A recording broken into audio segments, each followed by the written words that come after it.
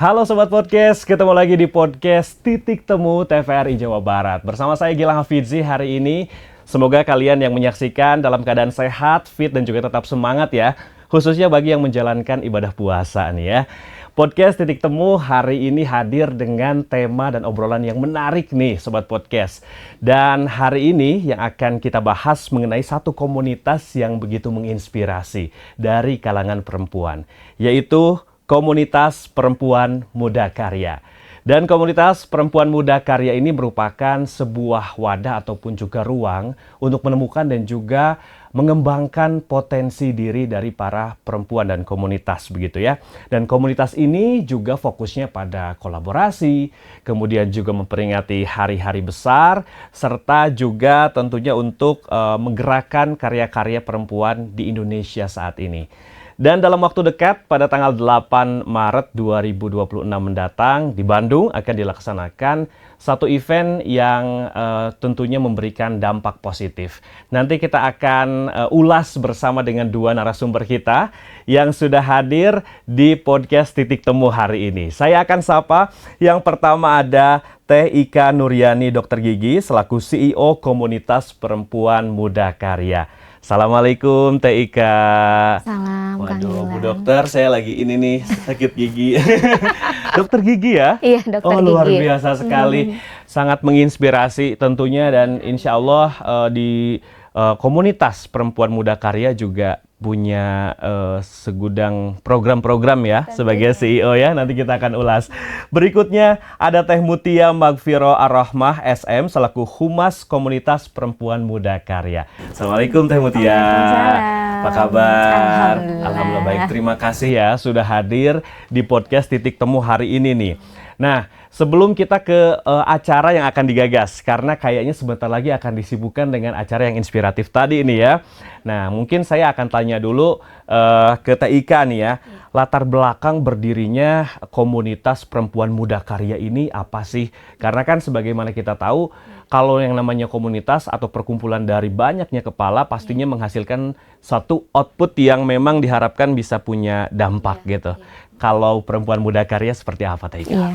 Kalau mengingat saya tahun 2021 kan dibentuk ya Kang ya, Komunitas Perempuan Muda Karya itu dari kumpulan para ibu-ibu muda dengan berbagai latar belakang tentunya. Termasuk saya kan dokter, kemudian kalangan pengusaha juga, dari kalangan karyawan BUMN, termasuk juga ibu rumah tangga tergabung.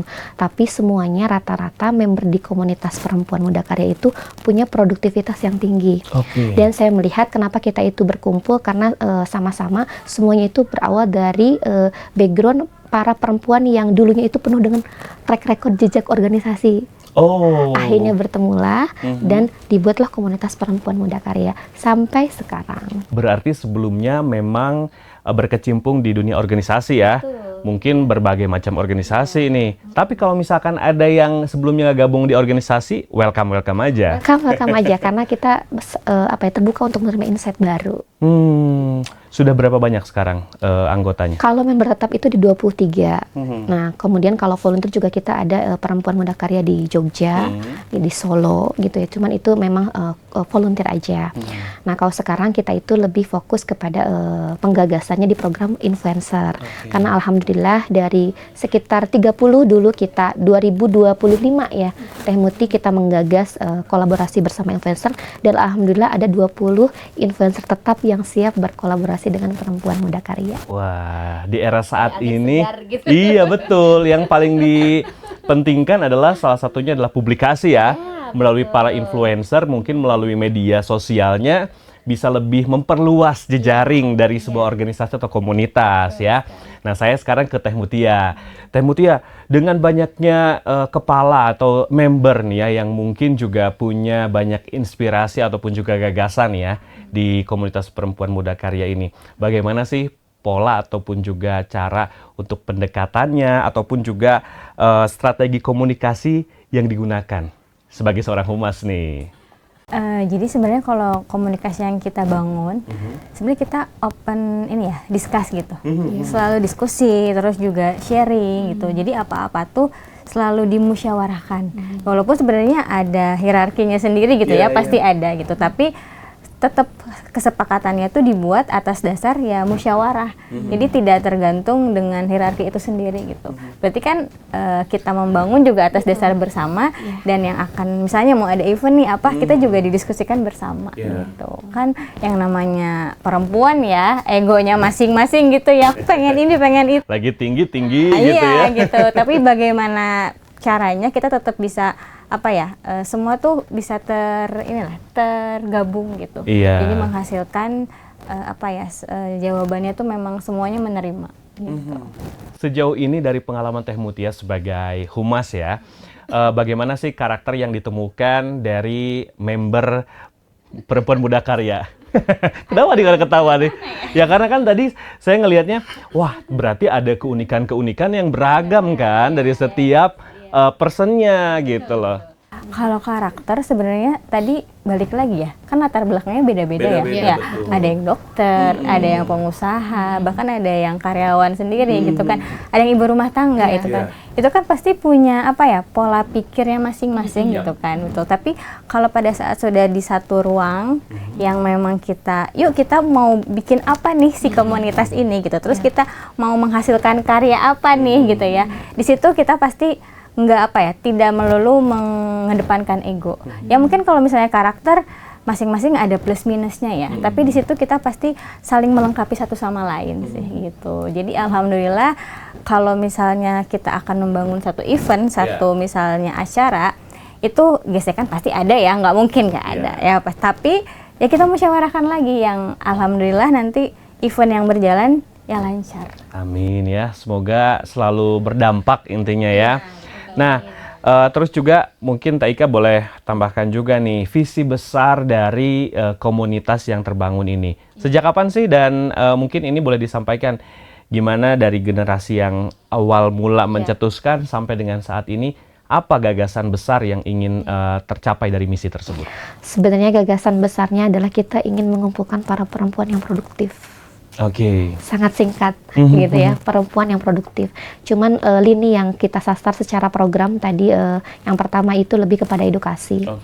Yang kedua dengan tujuan dari edukasi yang kita lakukan secara berkesinambungan, konsisten, pasti kita ingin berbagi inspirasi. Seperti yang tadi dibilang di awal gitu ya. Yang ketiga itu juga kita ingin membantu, ada impact sosialnya lah, dengan charity. Seperti nanti tanggal 8 Maret kan memang ada event charity-nya juga. Kemudian juga tadi kita ada momentum di mana kita memperingati hari-hari besar, termasuk hari besar keperempuanan.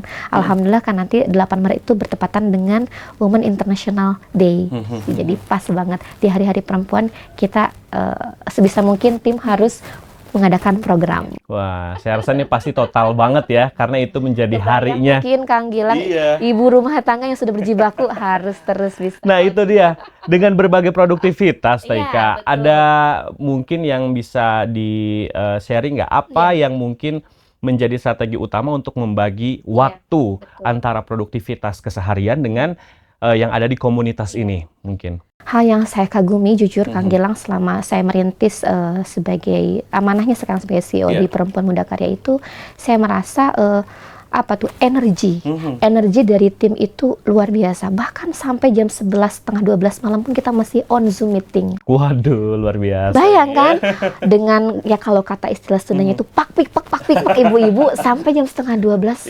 Karena mungkin bagaimana tadi ya dengan banyaknya segala pemikiran, ide dari para ibu-ibu ini gitu ya. Dan juga kalau sekarang itu sudah mengarah bermetamorfosis kan ke Gen Z gitu ya. Bagaimana semuanya itu keluar kata mufakat. Jadi energi yang luar biasa, kemudian dedikasinya dari berbagai background dimaksimalkan. Kalau saya kesehatan, saya bagaimana mengarahkan potensi saya di ranah kesehatan. Ada juga yang kebetulan dari CEO-nya itu kan dari kalangan karyawan BUMN. Bagaimana tetap bisa terpegang dengan aktivitasnya sebagai karyawan BUMN, tapi masih tetap bisa berkiprah di pemuka. Kemudian dari kalangan ibu rumah tangga juga, meskipun kan mindset ibu rumah tangga itu seolah sempit ya, tapi ternyata itu bisa didobrak di pemuka. Tidak seperti itu loh mindset ibu rumah tangga itu dengan pola pikir yang sempit, dengan keterbukaan. Kemudian kita tuh healingnya Yeah. perempuan muda karya. Kalau acara offline itu healing buat kita. Oh, Kita gitu. itu sangat berarti sebagai perempuan. Iya. Nah itu yang saya temukan, yang saya memang terasa mungkin sama Teh Muti, itu yang yang menjadi energi dari para member perempuan muda karya, dan ini yang menjadi karakternya perempuan produktif. Wow, jadi selain produktivitas yang memang terlaksana ataupun juga dilaksanakan di luar komunitas, ada hal lain yang dirasakan tadi ya, healing, bisa saling berbagi gitu kan. Nah, ada hubungannya dengan pertanyaan berikutnya nih ke Teh Muti. Teh Muti sebagai humas mungkin gimana nih supaya anggota-anggota ini engage ke pemuka ya disebutnya ya, perempuan muda karya ini supaya tetap bisa ngerasa betah dan juga terwadahi dengan program-programnya. Sebenarnya engage-nya tuh gini, kalau kita nggak ada program berarti nggak ada yang didapatkan dong. Nah, jadi sebisa mungkin kita tuh pasti kalau ada event-event besar mengadakan program, apalagi untuk yang keperempuanan kan gitu. Dan alhamdulillahnya setiap program demi program tuh sudah ya tercapai lah. Terus tadi jadi healingnya perempuan gitu kan ya. Dan yang gongnya lagi tuh pada saat kita bikin program bareng influencer. Nah, itu kan kayak wow gitu ya, kayak nggak nyangka banget yang awalnya ibu-ibu ini bisa yang ya udahlah sebatas ibu-ibu, tapi kita bisa nyantol gitu ya ke influencer. Ini bisa jadi media lebih luas lagi gitu kan buat perempuan muda karya gitu. Apalagi kan sekarang udah zamannya medsos ya. Betul. Zamannya medsos, apa-apa yang harus disiarkan, diviralkan gitu kan ya. Jadi kita bisa berkolaborasi dengan influencer dan alhamdulillah gitu. Banyak ya lumayan influencer tuh bisa mau gitu konsisten bersama kita gitu. Wow, menarik banget ya. Jadi mungkin setelah masuk ke perempuan muda karya, ada hal baru yang ditemukan selain di rumah, di kantor, dan kegiatan-kegiatan lainnya para perempuan nih. Nah, kemudian kenapa fokus utamanya adalah kolaborasi? Kalau tadi kan kolaborasinya dengan konten kreator ataupun juga influencer. Nah, mungkin Taika, apa yang diharapkan dari sebuah kolaborasi dengan para mitra termasuk influencer tadi? Kolaborasi untuk para mitra itu gini, fokusnya permasalahan perempuan itu banyak sekali gitu ya. Yang sudah terlaksana itu kegiatan pendidikan, kemudian kesehatan, dan juga yang terakhir yang saya merasa gong banget nih pemuka di mental health, isu mental health. Karena memang mungkin kakak juga melihat di Explore ya, dengan banyaknya kerumetan sebagai seorang perempuan gitu ya. Saya tak mengadakan acara di tahun 2024 waktu itu ya, 2024 di bagaimana tadi ya kita itu mengenal diri kita, mengenal masa lalu, kemudian ada terapi icip-icip. Itu merasakan, dan saya sendiri merasakan gitu. Betapa sangat problematik banget gitu ya. Nah, dengan adanya kolaborasi itu pasti kita sedikit demi sedikit mengatasi permasalahan perempuan. Dan juga memudahkan kita untuk bisa mengakses ke yang lebih ahlinya. Tentunya. Kemudian juga kita juga kan kalau dari kolaborasi alhamdulillah engage itu sama komunitas Vibrant Women, dan memang kebetulan ketuanya direksinya itu dosen S3 psikologi Unpar. Unpar. Ya, alhamdulillah. Alhamdulillah ya. Jadi banyak hal yang mungkin bisa menjadi sebuah jejaring yang lebih luas lagi. Dan juga mungkin membantu apa yang dibutuhkan sama anggota dari pemuka ini. Banyak yang relate ya kalau misalkan tadi soal mental health. Iya, banget. Nah, mungkin udah fokus kepada kolaborasi nih ya. Program apa yang saat ini sudah terasa banyak outputnya dan banyak berdampak gitu. Tadi kan ada disebutin beberapa bidangnya nih. Yang paling teringat atau mungkin juga kayaknya ini bakal menjadi trigger ke depan, ini akan dirutinkan apa nih? Trigger ke depan itu yang acara sekarang digagas ya Kak ya. Jadi sebenarnya acara ini adalah acara puncak yang sudah kita rilis mungkin di tahun lalu. Tahun lalu iya. Jadi karena temanya itu jejak digital, dan itu memang awal mula kita benar-benar memprogramkan dengan para influencer dengan waktu itu terkumpul 30 influencer di Kota Bandung. Luar biasa. Dan dari sinilah makanya kita mengadakan event-event offline sampai sekarang acara puncak yang ketiga ini benar-benar gong banget, dan kita merasakan ya di platform kita Perempuan Muda Karya banyak sekali yang menghubungi kita gara-gara jejak digital bermakna ini bersama influencer. Pasti ini menjadi kalau kita mau formula baru ya untuk komunitas, untuk lebih bagaimana lebih tadi jelas ini adalah pasti kemudahan ya. Lewat para influencer itu pasti kan program-program kita banyak sekali tersampaikan. Jadi ini kita akan lebih mengembangkan sayap dalam program-program di Perempuan Muda Karya. Wah, luar biasa ya. Nah, mungkin boleh dijelaskan nih lebih detailnya sama Teh Muti kali ya. Karena sebagai humas pasti yang mungkin berkecimpung untuk bisa mengkonsep acaranya nih ya. Bertajuk apa Teh? Yang nanti tanggal 8 nih. Betul. Yang tanggal 8 ini kita bertemakan Empowering Muslimah. Empowering Muslimah. Empowering Muslimah, Unlocking Potential, Creating Impact. Oke, luar biasa nih Sobat Podcast. Cukup bermakna sekali ya, karena ngelihat dari apa istilahnya temanya yang dibawakan adalah Coaching and Learning Series dengan tema Empower Muslimah, Unlocking Potential and Creating Impact. Wow, apa yang mungkin menjadi visi misi dari sebuah tagline acara tersebut? Jadi kan ini tadi udah dibahas spill dikit ya. Kita tuh ada acara di sudah digagas di tahun sebelumnya. Nah, di tahun sebelumnya tuh kita memang mengundang influencer ini kan. Nah, jadi tagline-nya itu adalah jejak digital bermakna. Nah, itu kan udah kena banget tuh. Gimana caranya kita meninggalkan jejak yang memang bermakna gitu kan dan berdampak untuk semua gitu. Makanya untuk di tahun ini kita bikin lagi nih acara yang memang mengkolaborasikan dengan influencer. Kita konsep sedemikian rupa. Jadi sebenarnya acara tanggal 8 ini adalah puncak acara dari serangkaian acara sebelumnya. Nah, jadi sebelumnya itu kita tuh udah ada coaching and learning series dulu. Betul. Nah, iya. Jadi di awal Ramadan tuh kita ngundang influencer, terus di awal sama di pertengahan sebelum Ramadan, terus di awal Ramadan kita coachingkan influencer tuh, kita kasih gitu insight ke mereka. Jadi sebenarnya waktu coaching tuh kita membawakan tema ini ya Teh, apa? Sahabiah. Apa itu? Sahabiah itu cerita-cerita inspiratif pada zaman sahabat perempuan di zaman Rasulullah. Jadi dibawa ke masa lalu. Tapi bagaimana dilakukan di masa sekarang.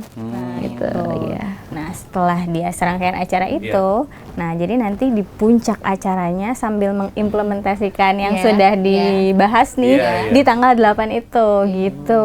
Jadi sebenarnya bukan acara puncak aja, tapi nanti di sana influencer juga akan mereview kali terus akan merasakan apa yang sudah dia dapatkan dari coaching tersebut gitu kan. Jadi kan wah, plus momennya juga pas di Ramadan, terus pas juga Hari Internasional Perempuan kan. Nah, jadi kayaknya wah momentum banget sih kalau kita tidak mengadakan acara. Betul ya, sambil ngabuburit apalagi pastinya dengan kegiatan-kegiatan yang positif gitu ya. Sudah berapa banyak yang ikutan coaching tadi? Yang ikutan coaching tuh alhamdulillah di 15 influencer, khususnya 15 influencer. Dia juga berkomitmen gitu kan setiap. Jadi kita udah ada dua acara sebelumnya yang coaching tuh, dan alhamdulillah itu dua-duanya sangat antusias. Malah pengen adain lagi dong gitu kan. Wah, gitu kan berarti kita harus putar otak lagi nih. Oh, acaranya di mana nih? Yang mana? Yang buat tanggal 8 ini? Di Festival Citylink. Oh, di Bandung ya. Jadi mungkin ini bisa menjadi sebuah informasi juga ya. Siapa tahu ada yang mau join juga nih. Wanita-wanita di Indonesia, bisa juga ya perempuan Indonesia ya? Iya, bisa. Jadi nggak ada pendaftaran nih? Nggak ada, open public. Luar biasa. Jangankan mungkin perempuan muda yang mungkin juga terinspirasi dengan tadi sedikit bahasan kita. Saya pun juga ngelihatnya, waduh, kalau boleh join nih. Semoga berkenan ya Kak. Insya Allah mudah-mudahan ada kolaborasi lain ya Teh ya. Karena fokusnya kepada perempuan yang saat ini mungkin punya produktivitas yang cukup tinggi, tapi juga ingin bisa meluangkan waktu dengan hal-hal yang positif tadi. Apa yang mungkin diharapkan, tadi kan dengan kolaborasi ya Teh ya, dari media sosial. Sekarang kan media sosial semakin berkembang nih. Betul. Ada influencer juga karena ada media sosial sebagai penjembatannya, menyampaikan beberapa hal yang mungkin kita harapkan bisa menyebarluaskan informasi tersebut. Dari Taika seperti apa nih keberadaan media sosial saat ini? Keberadaan media sosial itu jelas bagaimana kita itu menginformasikan sesuatu yang benar, dan memang acara influencer kemarin itu bagaimana para influencer itu dilatih untuk otentik Kak. Otentik itu kan memang original ya, kemudian dia juga bervalue, punya nilai gitu ya. Jadi yang kita harapkan, yang kita sebarkan adalah nilai-nilai yang benar, nilai-nilai yang bermakna, bahkan menjadi amal jariah kebaikan loh. Itu yang memang makanya yang direlatekan antara kisah sahabiah dan juga kapasitas sebagai, kan tidak setiap orang sama Allah itu dikasih bekal sebagai influencer. Tapi di sini bagaimana kendaraan influencernya itu dijadikan ladang di jaring bermakna. Jadi harapannya ini bisa jadi amal jariah dengan nilai-nilai kebaikan yang kita sudah formulasikan bersama tim.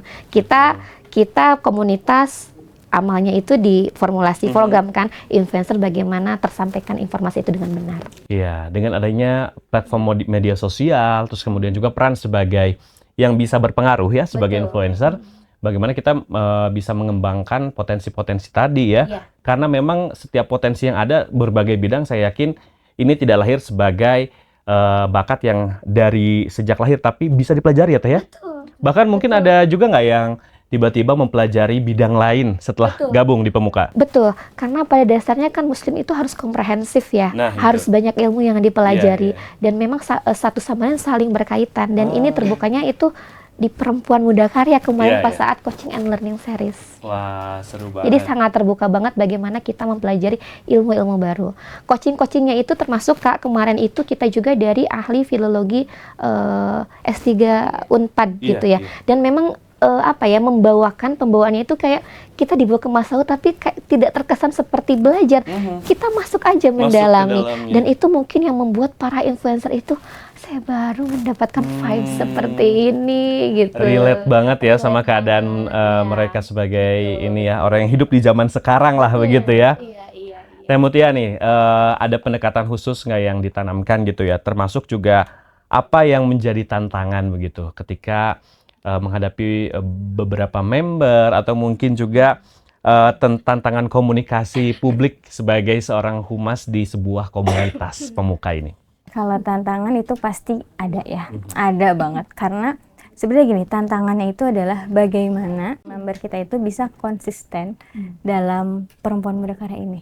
Jadi kan konsisten itu kata yang singkat, tapi kayak sulit ya. Nah itu, jadi bagaimana member-member kita tuh bisa tetap konsisten gitu.